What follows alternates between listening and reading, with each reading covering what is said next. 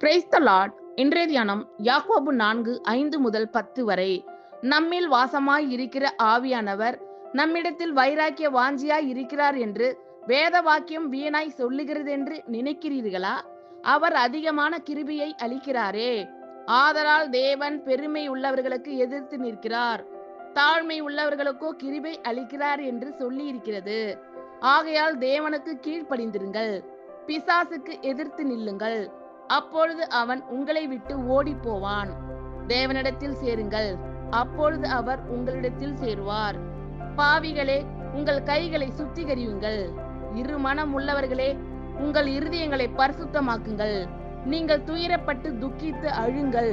உங்கள் நகைப்பு துக்கிப்பாகவும் உங்கள் சந்தோஷம் சஞ்சலமாகவும் மாறக்கடவது. கர்த்தருக்கு முன்பாக தாழ்மைப்படுங்கள், அப்பொழுது அவர் உங்களை உயர்த்துவார். ஆமென். Thank you Lord.